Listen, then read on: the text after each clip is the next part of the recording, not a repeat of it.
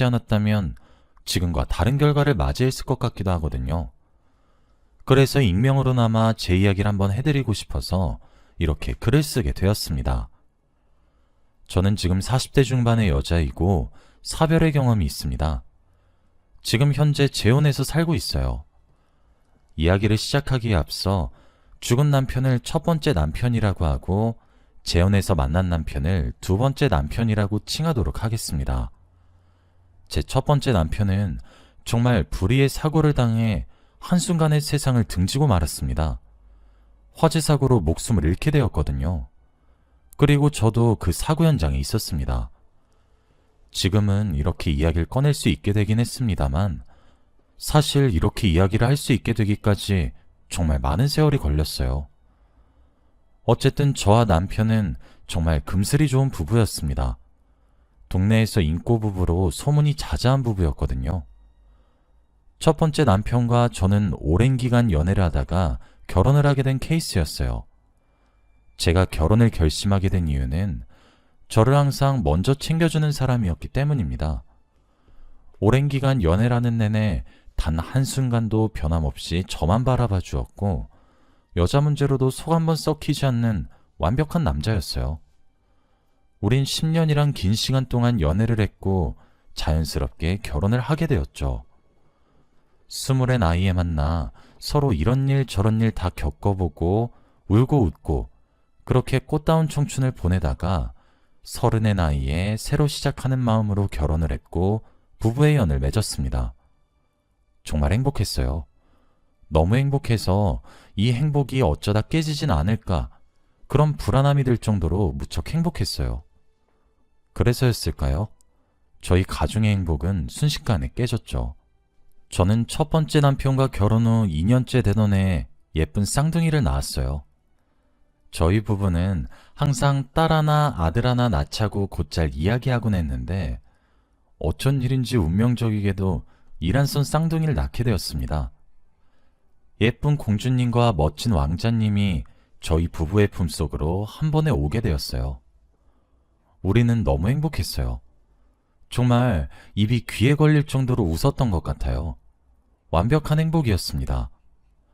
우리를 서로 절반씩 닮은 귀여운 아이들까지 태어나니 제가 꿈에 그려왔던 이상적인 가정이 만들어졌죠. 그래서 저는 늘 주위에서 부러움을 샀습니다. 10년 동안 연애하고 결혼했는데도 아이들도 낳고 잘 살고 있는 데다가 남편이 여전히 저를 너무 사랑해준다는 것에 제 친구는 저를 두고 복받은 여자라고 놀리곤 했어요. 자기네 남편들이랑 비교가 돼도 너무 된다고 하면서 전생에 나라라도 구했냐고 묻곤 하더라고요. 솔직히 그런 이야기가 싫지도 않았어요. 오히려 어깨가 으쓱으쓱하게 되더라고요.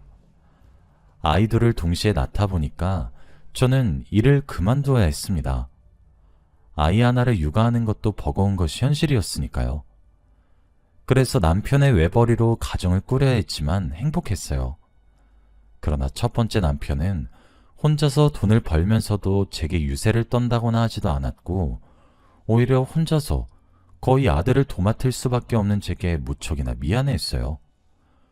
그래서 퇴근하고 나면 거의 아이들을 혼자 케어하다시피 하였죠. 여기 계신 여러분들이라면 이해하시겠지만 아이들이 참 빠르게 자라잖아요. 눈 깜짝할 새에 기고 걷고 뛰고 말을 하죠. 저희 남매들도 마찬가지였어요. 결혼 7년 차. 제 나이는 그 당시 37이었고 아이들은 5살 먹은 꼬맹이였습니다. 아이들이 5살 정도 먹으니 소통이 어느 정도 되기 시작하고 아이들도 제 아빠를 닮아서 그런지 말도 잘 듣고 사고도 안 치고 너무 얌전해서 옛날처럼 아이들에게만 목을 매달지 않게 되더군요. 그래서 저는 가족여행을 계획했어요. 사실 그동안 쌍둥이다 보니 아무래도 갓난아기가 하나 있는 집보다 2배로 정신이 사나워서 어디 멀리 가는 여행은 솔직히 엄두가 나질 않았었거든요.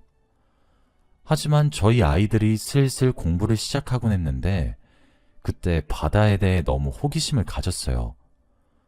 저도 이제 어느 정도 능숙해졌고 아이들에게 세상이 얼마나 넓은지도 알려주고 싶어서 네 가족이 함께 떠나는 여행을 계획하게 되었습니다.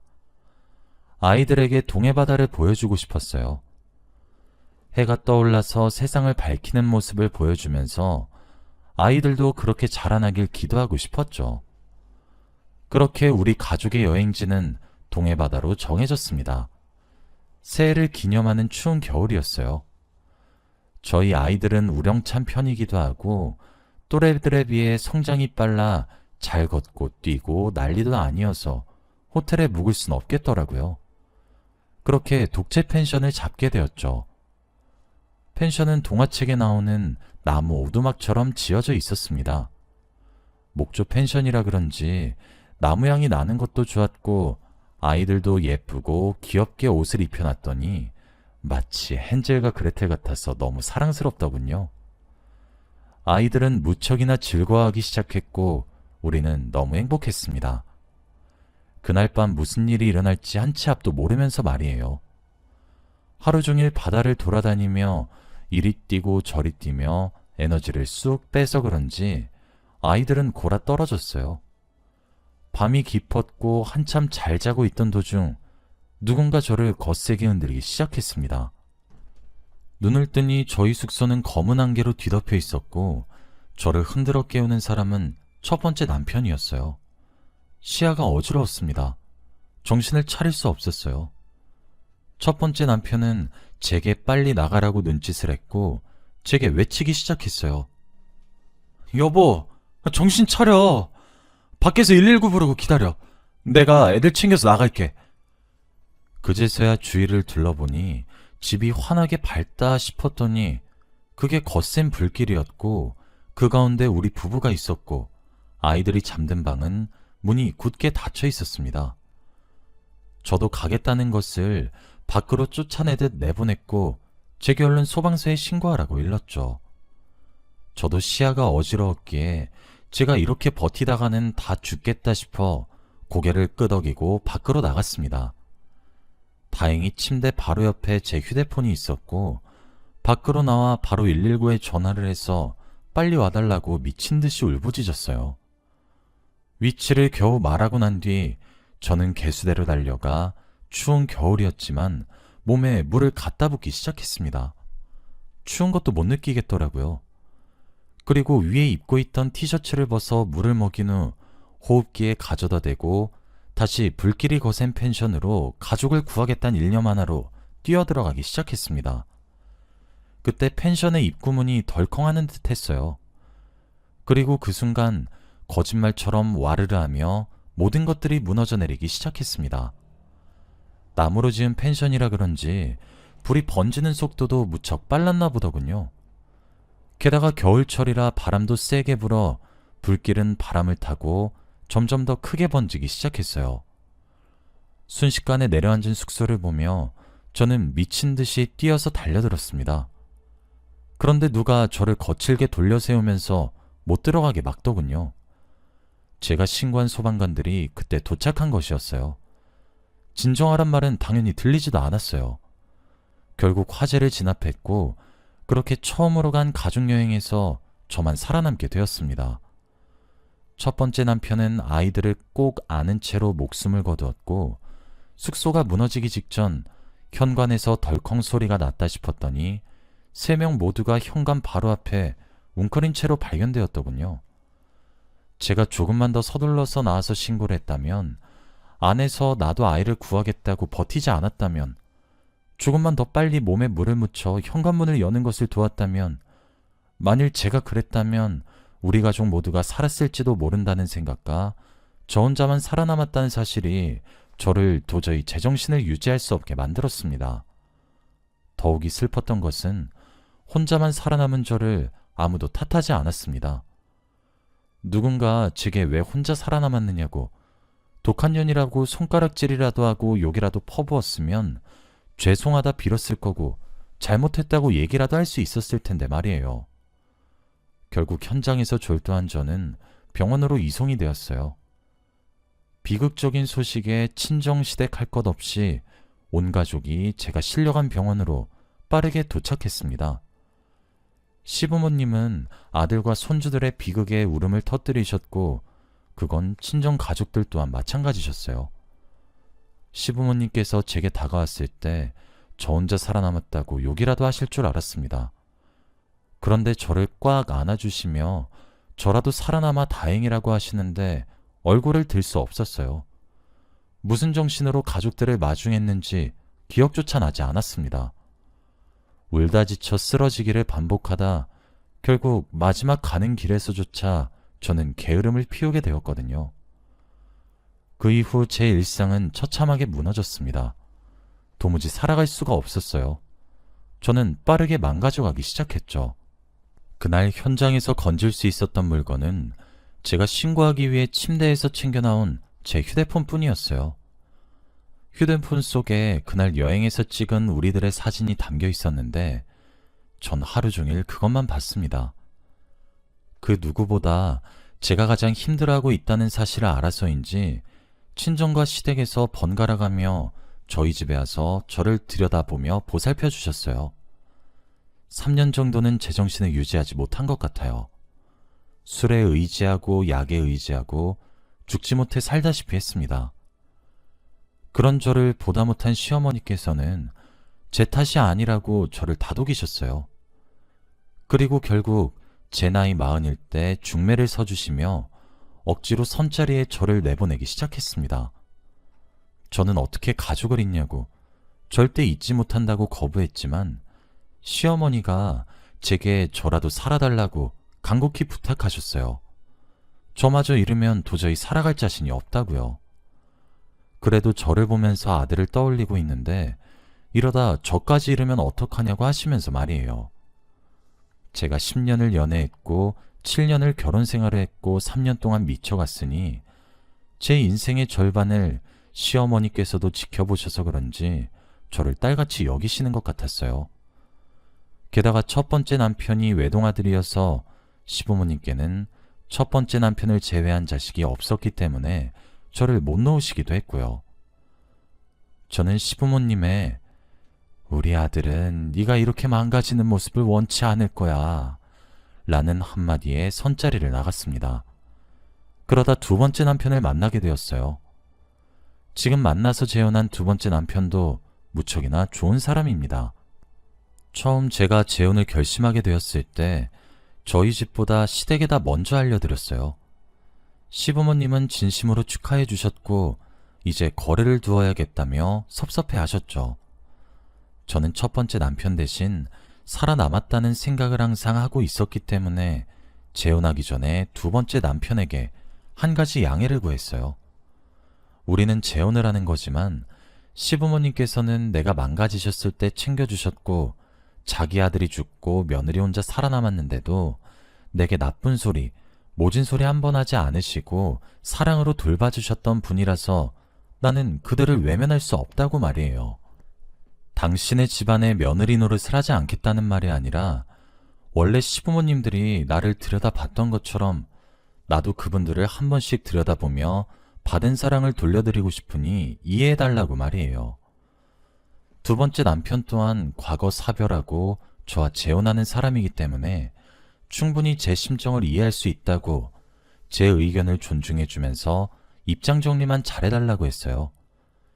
그 이야기를 해드리니 고맙다고 하시며 우셨죠. 재혼으로 인해 만나게 된 새로운 시댁에서도 모든 상황을 아시고 어렵게 이해해 주셔서 제 결혼식에 첫 번째 남편의 부모님들도 초대할 수 있게 되었고요.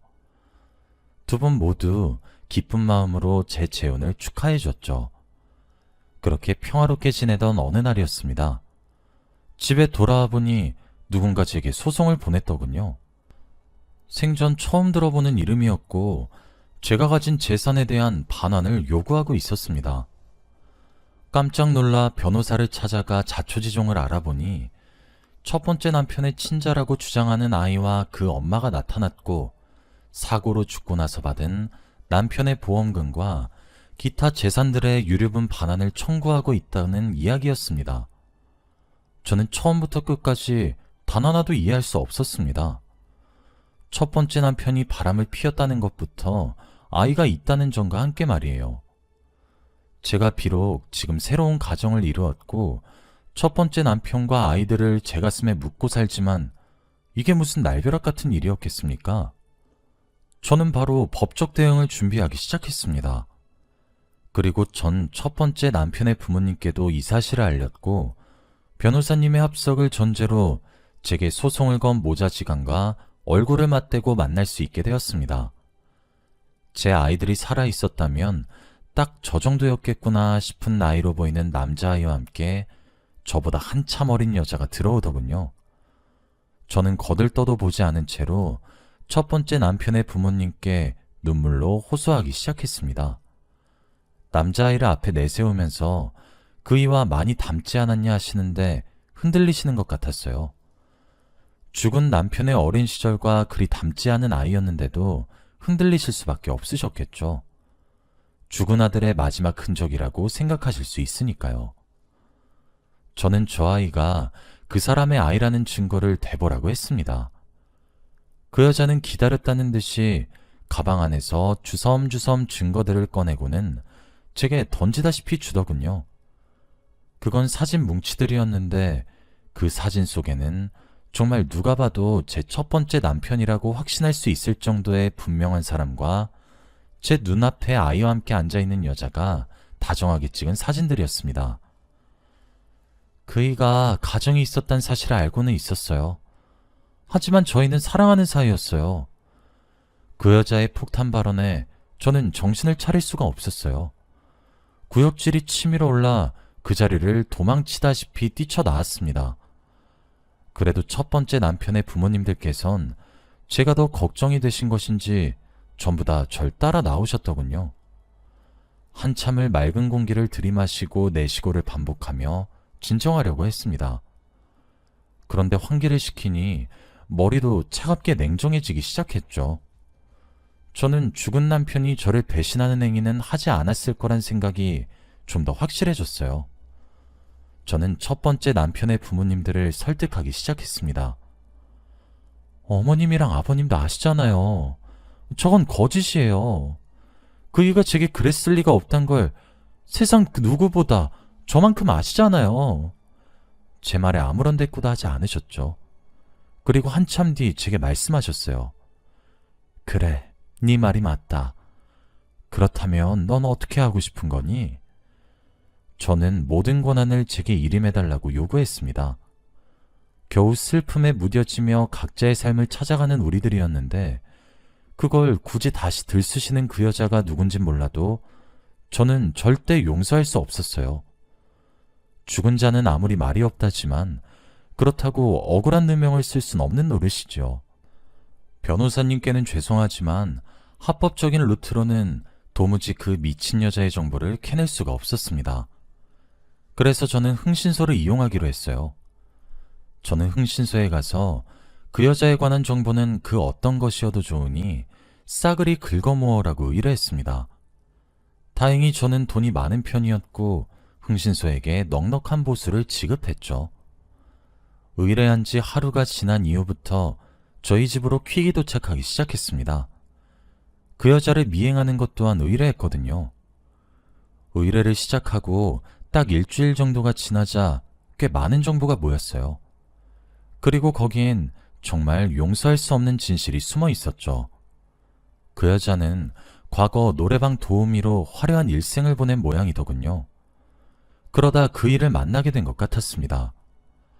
남자들은 회식을 하면 도우미가 나오는 노래방을 가기도 하는데 바로 그곳에서 만난 모양이더군요.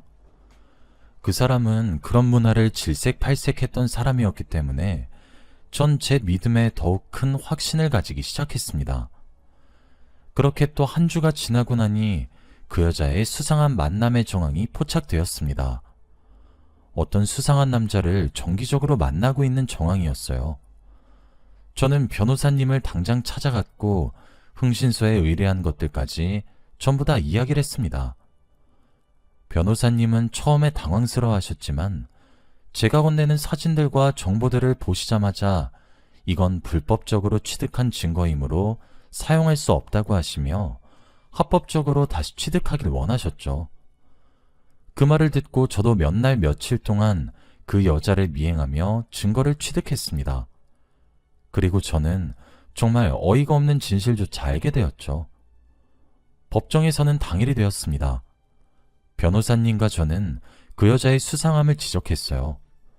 과거 저 여자의 직업이 노래방 도우미였다는 사실과 함께 설사 첫 번째 남편과 만남을 가졌더라도 정황상 여러 남자를 만났을 가능성이 매우 높으므로 저 아이를 첫 번째 남편의 친자라고 인정할 수 없다고 주장했어요.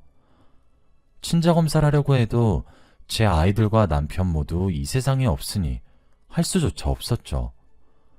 법원에서는 제 주장이 근거가 있다고 받아들여졌습니다. 그 여자는 법정에서 매우 흥분하며 반박했어요. 저는 그때 제가 알아낸 진실을 또 하나 밝히기 시작했습니다. 그 여자가 주기적으로 만나고 있는 남자에게 아이가 살갑게 아빠라고 부르며 달려가 안기는 동영상을 근거로 제출했고, 동영상과 사진들을 보면 알다시피 수상한 남자와 아이가 매우 유사하게 닮아 보이기 때문에 두 사람의 유전자 검사 진행하기를 정당하게 요구했습니다.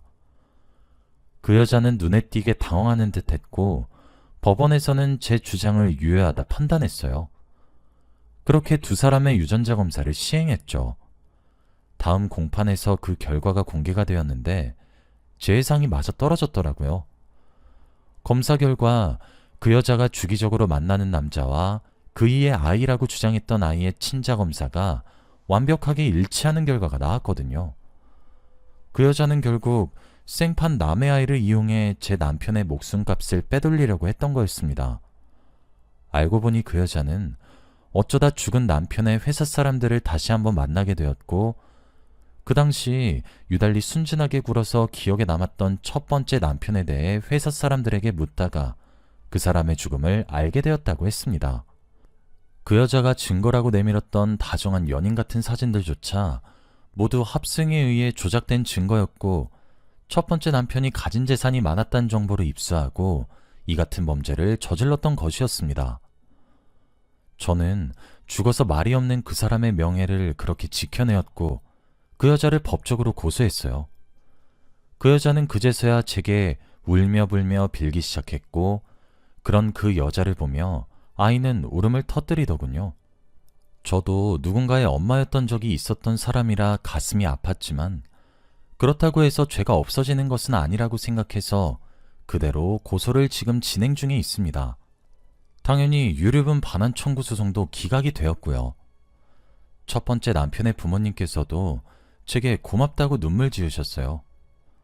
저는 절대 용서하지 않을 생각이고 끝까지 추적해서 모든 죄를 탈탈 털어내려고 하고 있어요. 엊그제 제게 합의를 하자며 저를 찾아와서 무릎을 꿇고 용서해달라며 두 손을 모아 싹싹 빌더군요. 너무 형편이 어려워서 잠시 큰돈에 눈이 멀었었던 것 같다고, 제가 아이까지 잃어서 친자관계를 입증하기 싫어서 대충 둘러대며 재산을 가지려고 했던 것 같다고, 두 번 다시 눈에 띄지 않고 조용히 살 테니 제발 한 번만 봐달라고 하더군요. 전 그 여자의 얼굴에 물을 끼얹고 비웃으며 그 자리를 떠났습니다. 죽은 남편과 죽은 제 아이들을 위해서라도 제게는 절대 합의란 없을 것 같아요. 여기까지가 제 이야기입니다. 긴 이야기 들어주셔서 감사합니다. 쉽고 긴 법정 싸움이 될 것 같은데 여러분들이 제게 용기를 주셨으면 좋겠습니다.